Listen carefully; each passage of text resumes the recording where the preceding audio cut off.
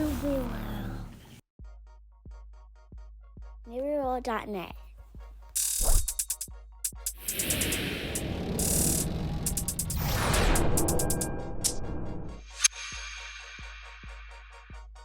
Any of the thoughts and opinions shared on this podcast belong solely to the members of the cast. This is not a reflection of the school districts and companies who employ us. These are just our thoughts and views and aren't intended for anything further than the entertainment and information for our viewers and listeners.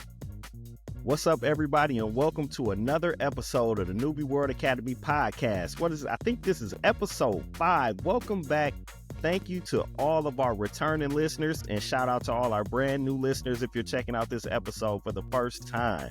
So now, once again, I am Jason Love, aka Mr. Love, the curator of culture, and I'm joined by my fantastic co-host. First up, we got straight from the block, Dot. How you doing today, Dot? Doing pretty good. How was your week? My week is pretty good. It's pretty busy. I'm glad it's finally calming down.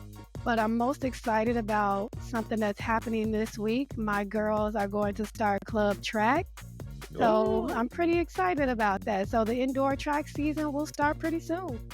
Oh, hopefully they gonna follow it in their mom and auntie footsteps out here, Dot. We'll see. They're gonna make their own journey and go through their own path. I won't compare any of that. Here we go. Look at that greatness speaking right there. That's so commendable. And also, I got my main man with the plan, Mr. Dennis Griffin, here to make you think. What's going on? How you feeling? I'm feeling pretty good. Had a pretty nice week. We were able to get back into PLCs and talk with some teachers about student learning. Put together a new literacy plan with the teachers, so we're looking ready to roll that out, and just ready just to continue to grind for student achievement success. Other than that, the week I just chilled out. Man, I ain't mad at that. Same here. My week was pretty laid back. A big day happened this past weekend though. My daughter, who's playing in her first ever volleyball season, played her championship game and they won. They won all 3 sets. So shout out to my baby girl Yane and the rest of the squad out there. Today her coach told me that her volleyball nickname is the Gold Mamba because she wear number 24 and she's silent, but she a strike when she have to. So I was like, yeah, I like that. And I gotta buy her a pair of Kobe's or something to wear out there. She gonna be the Gold Mamba. Right, you gotta invite us to a game, Mr. Love. I love volleyball. Oh yeah. They just finished the fall season. They're gonna be starting their winter season in about 2 weeks. So definitely got to get you out there. Mr. Griffin came on, showed some support. He was there at the championship game this weekend. It was a great turnout, man. We put in some work out there. All right, nice. Well, I'm waiting on my invite. I got you. So now we tackled a bunch of interesting topics all around, like kind of just jumping here and there. But this episode, we gonna take it back kind of like to the beginning, kind of our origins in education. And the main question today is, how and why did we get into education? And this will be more so as a conversation, but just so we can engage with each other and shed some light on ourselves to our listeners out there. So who wants to kind of jump in there first on how and why we chose to get into this field? I can go ahead and start us off with that. I'm going to be honest. I am not one of the educators that grew up as a kid wanting to be a teacher. I did not have my little stuffed animals in front of me. I didn't have stuffed animals anyway. I had action figures, G.I. Joes, He-Man, Thundercats for all of the vets out there that understand what that is, and a couple of Voltrons. But the reality is, my mom is an educator, and I come from a long line of educators. So growing up, I didn't want to go into education because every night my mom would come to the table and she's talking about her day at work. And I remember sitting down with her and a couple other family members and getting to that point where it's like, can you just leave work at work and like, let's just focus on being at home. But little did I know, all of a sudden, when I entered the field of education, and the primary reason that I went into education after I had graduated from Marquette University, I was looking for what are my next steps. I had just had my daughter. I had another daughter on the way. I knew I wanted to go back to college and further my education. And it's like the light bulb went on once I was able to get into my education program, and I knew I was home. And I knew this is what I was meant to do. And I look back over my history. I was a kid that was in Sunday school, and then I became the Sunday school teacher. And then like I coached different sports and athletics. Like being a teacher was always in me. I just tried to resist it. The funny thing is that my first year as an educator, first couple of months, promise you guys a true story. I was sitting down next to my mom at the end of the day, and she's drinking her coffee, I'm drinking my tea. Like, you won't believe what happened today, going over these different stories. So for me, the real reason I was kind of led to education after I stopped denying my inner calling and my inner purpose.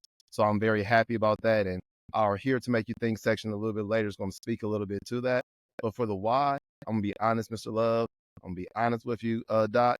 I thought I would be the revolutionary change agent in education because you hear about the statistics, especially when it comes to Black youth, regarding how we don't do well in school. And I'm like, I did great in school. And if I did great in school and I did great in college, I can influence somebody else to do great in school and do great in college. And I've learned a lot in that time. But those were my motivating factors that got me into the world of education. Oh, okay. I would say I'm similar in a sense. I didn't start out wanting to be in the field of education. This was in fact probably plan C. Those that know, if you know, plan A back then was rapping. I thought I was just gonna make it. I thought I was just out of here. I thought I was next up. That didn't work out the way I thought it was gonna go. It had some ups and some downs, but that wasn't it. And while I was trying to do the rap thing, I left home after I graduated from high school and went to Tennessee State, Nashville.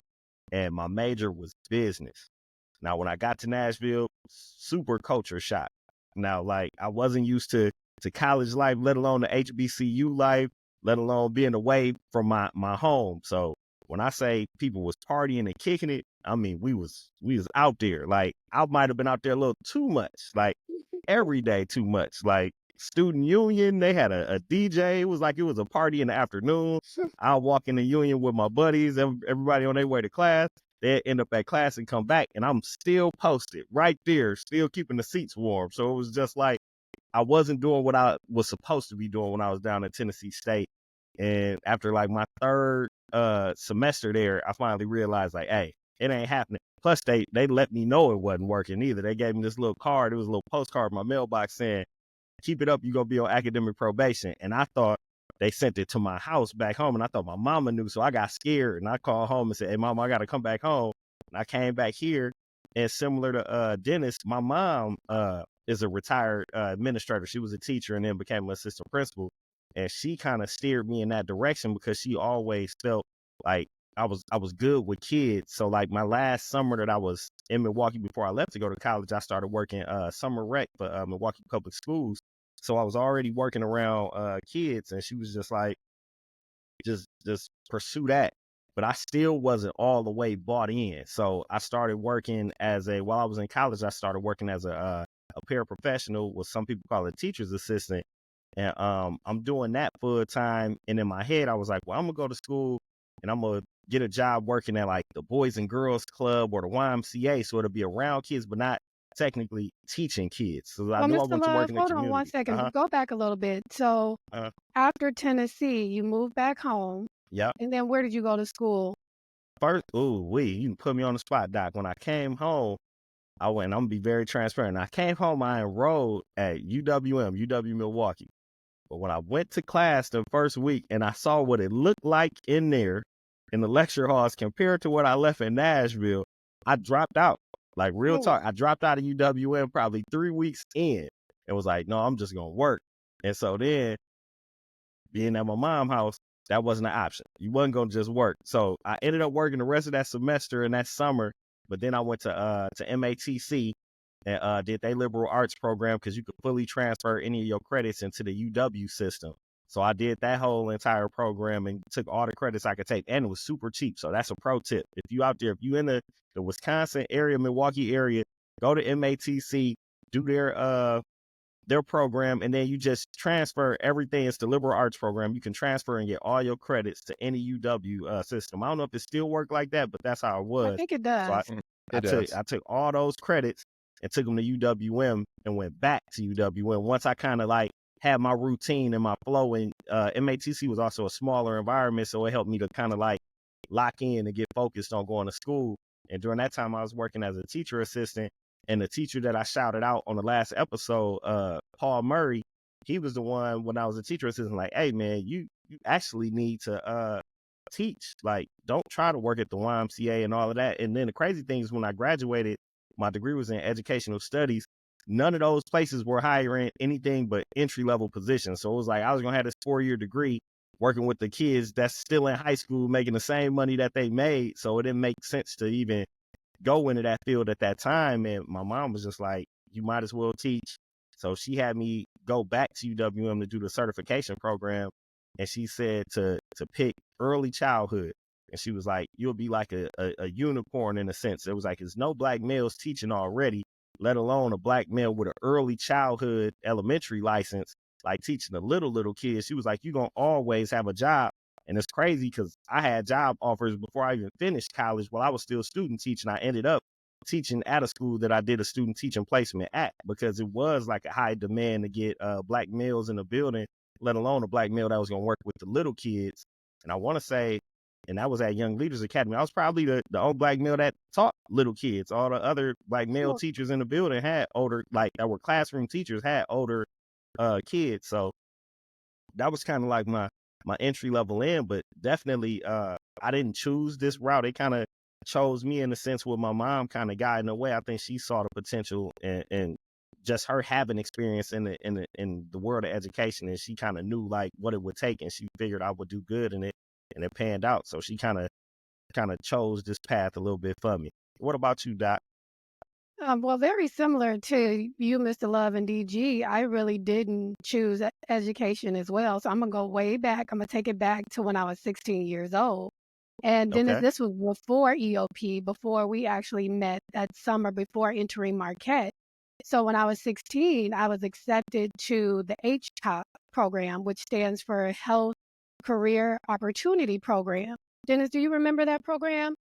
I remember Were that one. were we in that together? hmm I know Tish was in that with us. Shout out to my best friend Tish.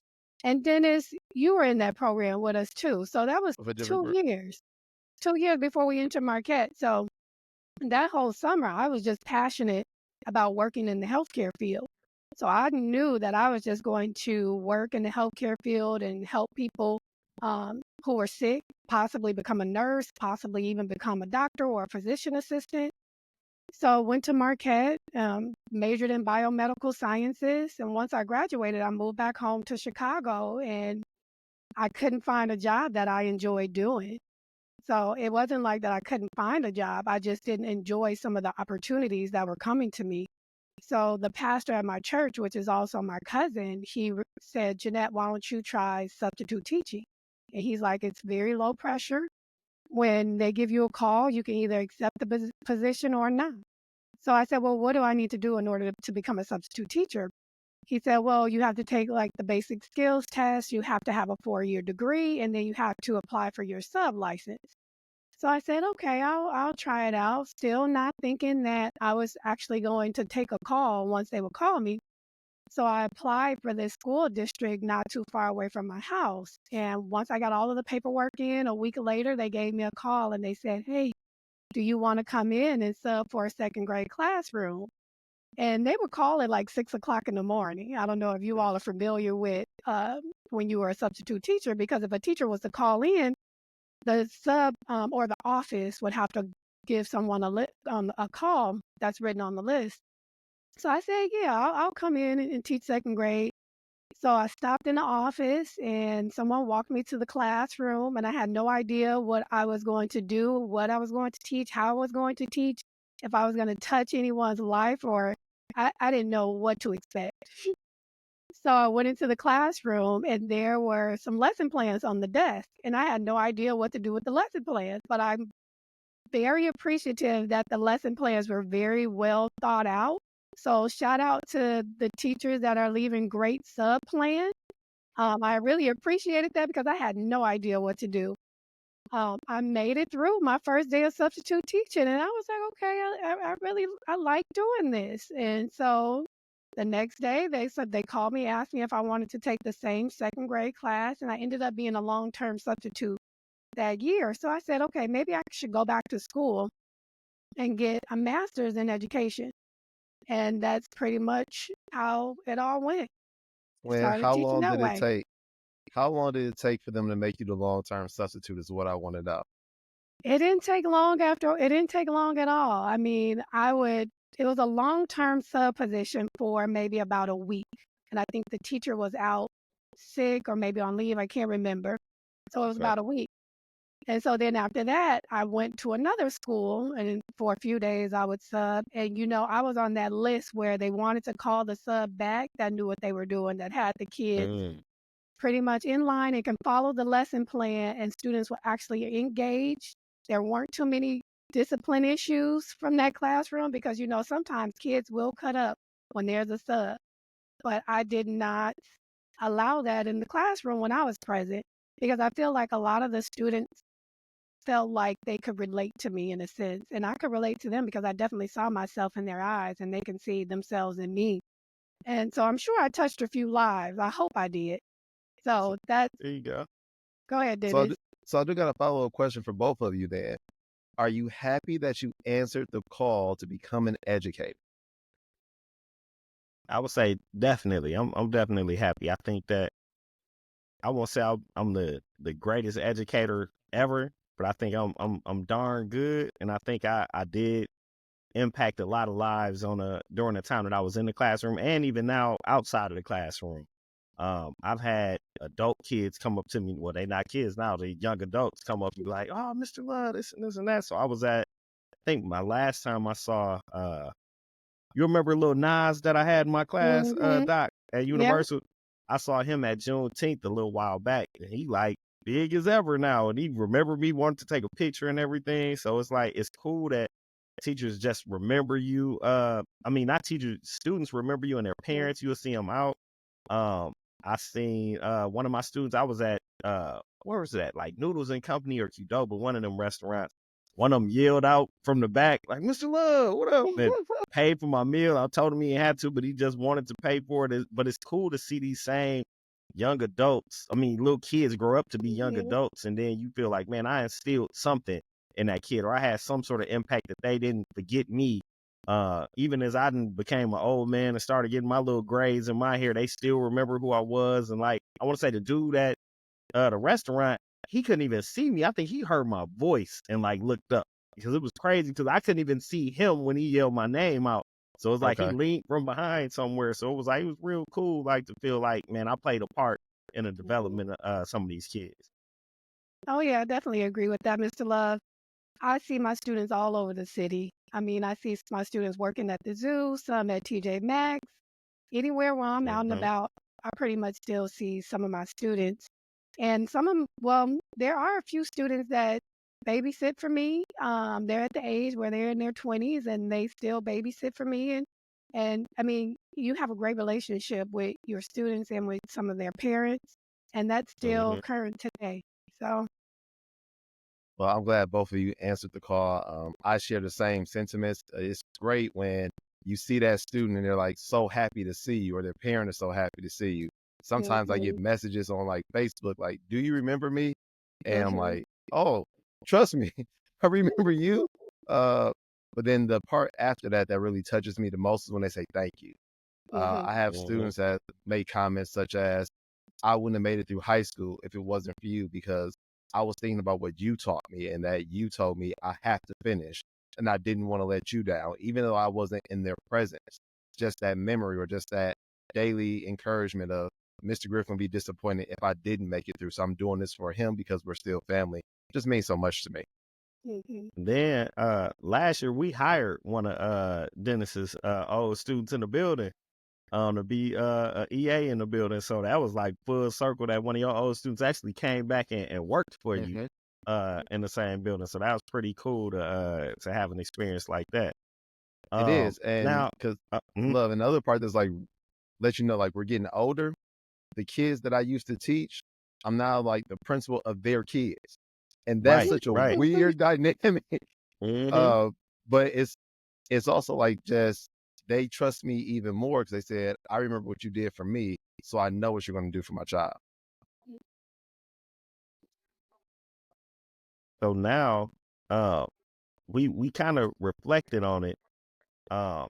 Does anybody have anything else to share about that journey or any pro tips for people trying to figure out like their next steps, or if they kind of got they foot in the water, they don't know if they want to jump in and things like that?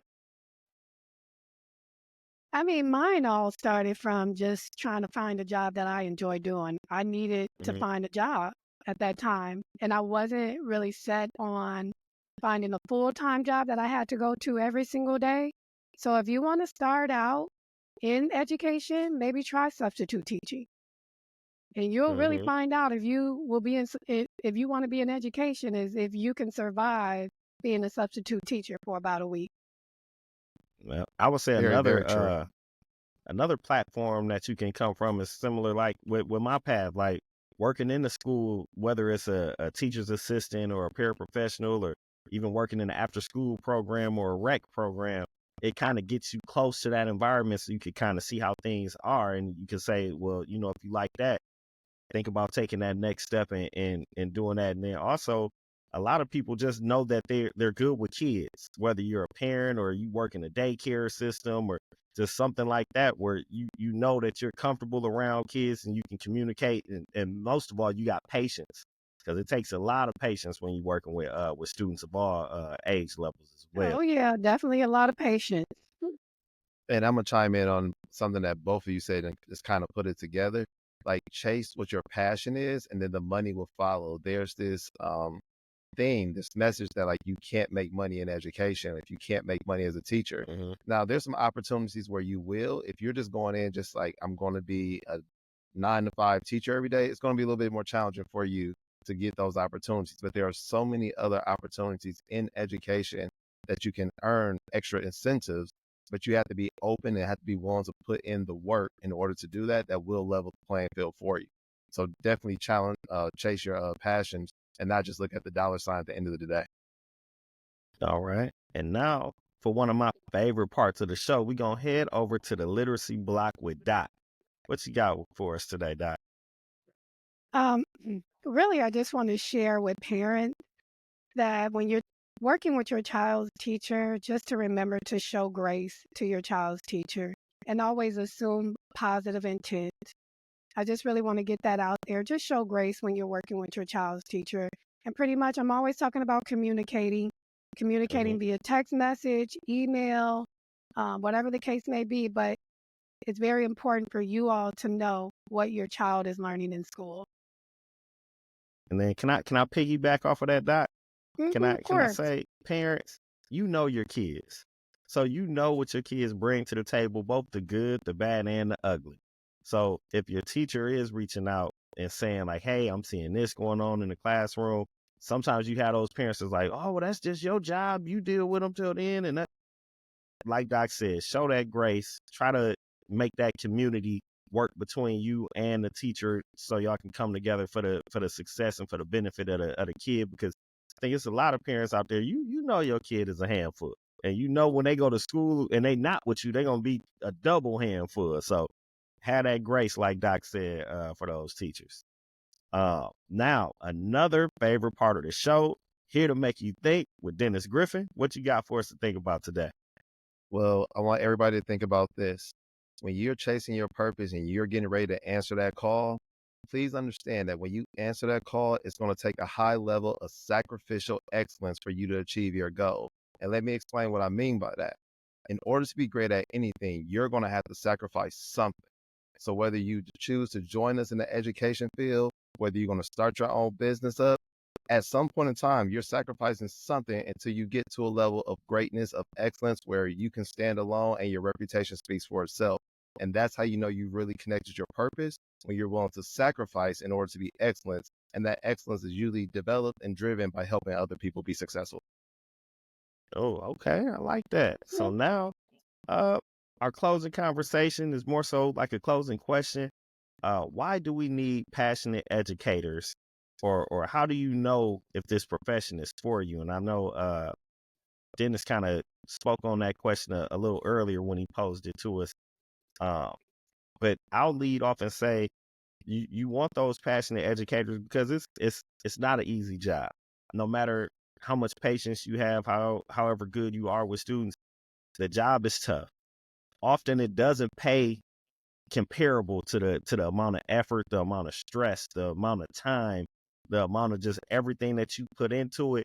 So you gotta have something guiding you on this journey or on this path. And a lot of time it is passion.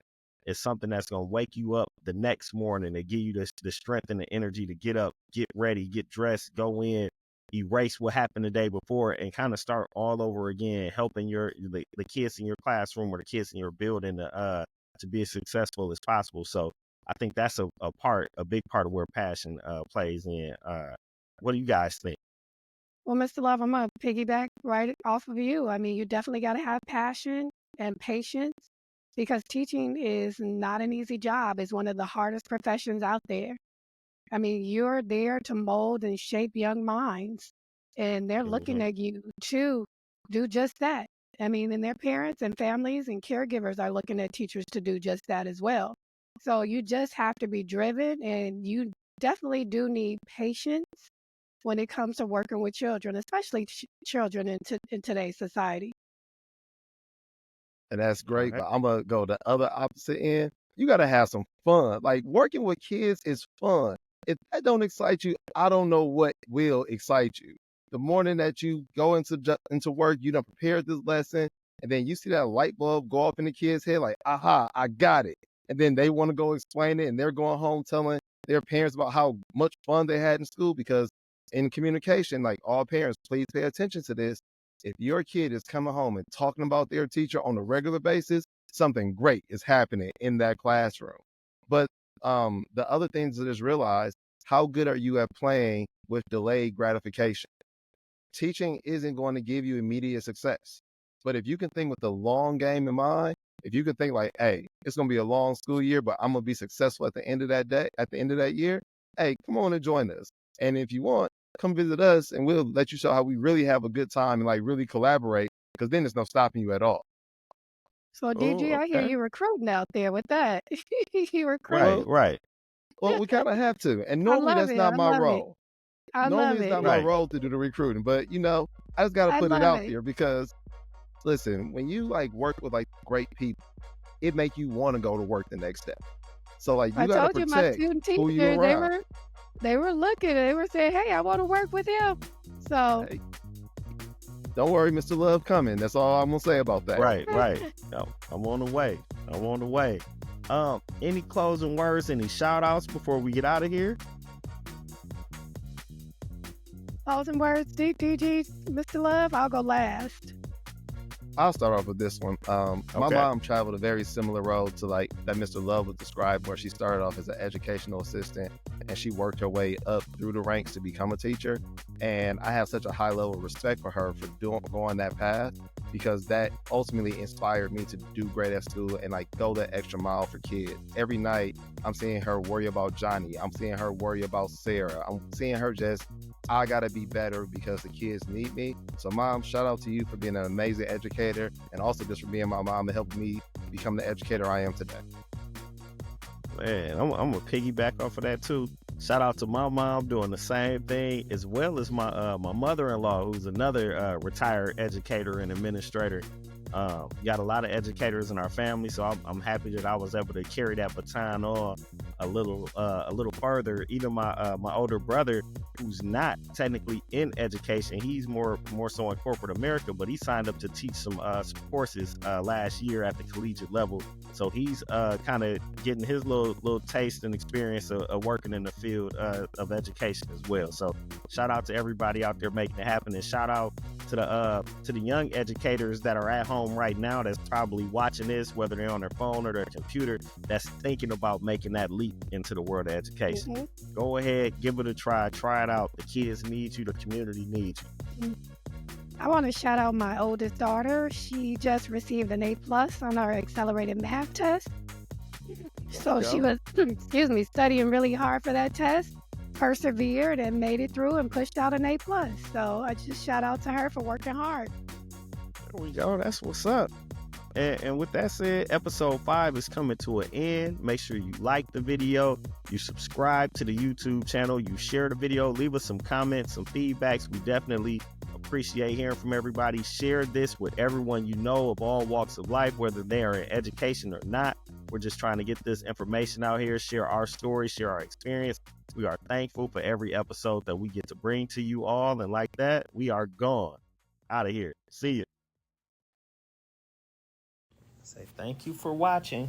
Thank you for watching. Like and subscribe.